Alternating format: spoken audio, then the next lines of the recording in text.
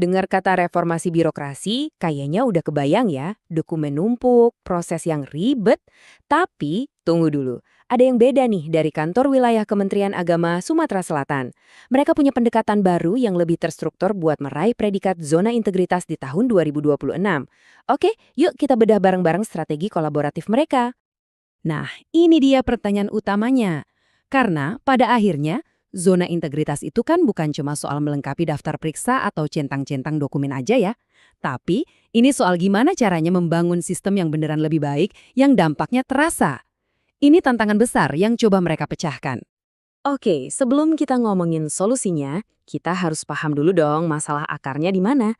Jadi, proses yang ada sekarang, yang namanya penilaian mandiri pembangunan zona integritas atau PMPZI, ternyata punya beberapa rintangan yang bikin hasilnya kurang maksimal. Nah, gambar ini nunjukin masalahnya dengan jelas banget. Di satu sisi, perencanaannya nggak terstruktur, tujuannya nggak jelas, strateginya berantakan. Terus, di sisi lain, pemantauannya juga jadi nggak efektif. Kenapa? Karena alatnya nggak pas, akuntabilitasnya juga lemah. Ini tuh ibarat benang kusut yang harus kita urai satu persatu. Kalau kita rinci lagi, ini nih biang keroknya. Mulai dari perencanaan yang serabutan, target yang abu-abu, koordinasi antar tim yang susah, sampai komunikasi yang mencar kemana-mana. Semua ini bikin prosesnya jadi beban, dan seringnya baru sibuk pas udah deket-deket akhir tahun. Oke, ngelihat semua tantangan tadi, Kemenak Sumsel nggak tinggal diam. Mereka memperkenalkan dua senjata utama sebagai solusi. Dan ini bukan cuma soal nambahin teknologi baru ya, tapi ini soal mengubah cara kerja secara fundamental.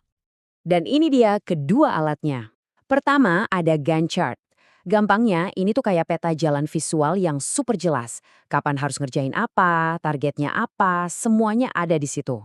Terus yang kedua ada Slack. Ini jadi semacam ruang kerja digital bareng-bareng. Jadi semua obrolan, semua dokumen, semua progres ngumpul di satu tempat. Keren kan? Struktur ketemu sama komunikasi yang lancar. Nah, ini poin yang penting banget buat dicatat. Penggunaan Slack di sini tuh bukan buat nambah-nambahin kerumitan birokrasi loh. Justru sebaliknya, ini dirancang jadi ruang kerja yang lincah. Tempat kita bisa nanya, diskusi, bahkan minta bantuan langsung ke ahlinya. Dan semuanya transparan. Coba kita lihat lebih dalam lagi deh, gimana sistem ini bekerja. Jadi, masalah perencanaan yang berantakan tadi langsung dijawab pakai Gantt chart yang nempel di dalam channel komunikasi. Artinya, semua orang kapanpun lihat peta jalan yang sama. Terus, masalah koordinasi yang lemah itu diselesaikan lewat fitur diskusi di Slack. Progres bisa dipantau langsung. Saat itu juga, nggak ada lagi tuh yang namanya miskomunikasi. Oke, sekarang kita coba zoom out sedikit. Kita lihat gambaran besarnya. Gimana sih rencana ini bakal dijalanin sepanjang tahun 2026? Ini dia peta jalan pengumpulan FI dan PMPZI-nya. Prosesnya ini dipecah dengan cerdas, jadi ada fokus tema per bulan. Biar apa? Biar pengumpulan buktinya jadi lebih gampang diatur dan nggak numpuk di akhir. Dimulai bulan April, fokusnya ke pelayanan publik, ini kan wajah birokrasi kita. Lanjut Mei, soal tata laksana, atau gimana kita ngatur kerjaan di dalam. Juni, fokus ke SDM-nya, terus Juli soal pengawasan, Agustus soal akuntabilitas, dan ditutup di September dengan manajemen perubahan. Kuncinya, tiap area ini nanti ada penanggung jawabnya sendiri. Setelah 6 bulan fokus ngumpulin bukti, 2 bulan berikutnya, Oktober dan November, dipakai buat evaluasi akhir. Kalau semua udah beres, baru deh di bulan Desember semua data dukungannya dikirim. Alur kerjanya jadi rapi dan terencana banget. Tapi, sebelum peta jalan tadi dimulai, ada fase yang paling krusial. Boleh dibilang, ini adalah fase pondasi yang bakal nentuin berhasil atau enggaknya seluruh program ini. Fase ini harus segera dieksekusi di bulan Februari dan Maret.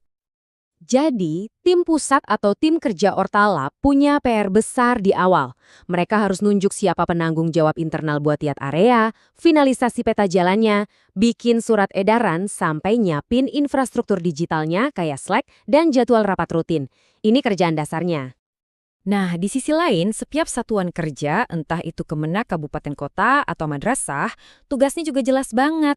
Cukup tunjuk satu orang PIC, gabung ke rumah digital kita di Slack, ikut sosialisasinya, dan siap-siap buat ngejalanin peta jalan yang udah ada. Simple kan?